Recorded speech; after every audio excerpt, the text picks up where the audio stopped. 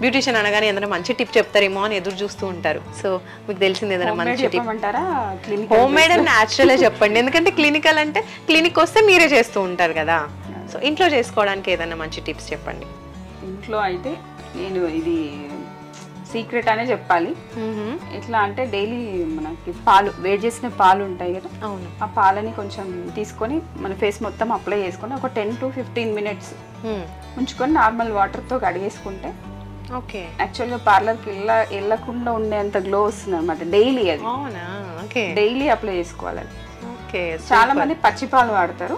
పచ్చిపాలు కాకుండా వేడి చేసి చల్లార్చినవి వాడితే స్కిన్ లో చాలా స్మూత్నెస్ వస్తుంది. ఒక 1 week పెట్టి చూడండి, చాలా వేరియేషన్ ఉంటుంది. ఇంకొకటి పింపుల్స్ వాళ్ళకి చెప్తాను.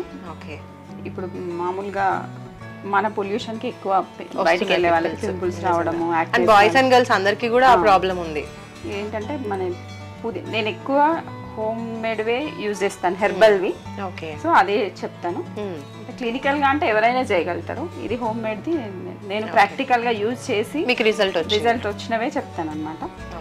ఇది పుదీనా ఉంటుంది కదా పచ్చిది, దాన్ని పేస్ట్ లాగా చేసుకొని దాంట్లో కొంచెం పసుపు, పసుపు కొంచెము పుదీనాలోనే వేప కూడా యాడ్ చేసుకోవచ్చు. వేపాకులు అది 75% ఉంటే ఇది ఒక జస్ట్ 10% అట్లా యూజ్ చేసుకొని వేపాకులు 10-20% వేయాలి. పసుపు బాగా మిక్స్ చేసుకొని ఒక లేయర్ ఎంత వేయాలి? కొంచెం చిటికెడు వేసి థిక్ లేయర్ లాగా వేసుకోవాలన్నమాట. ఫేస్ అంతా థిక్ లేయర్ లాగా వేసుకొని ఒక 10 to 15 minutes ఉంటే డ్రై అయిపోతుంది. అంటే సీజన్ ని బట్టి, వింటర్ అనుకోండి ఎక్కువ టైం పడుతుంది, అదే సమ్మర్ అయితే తొందరగా అయిపోతుంది.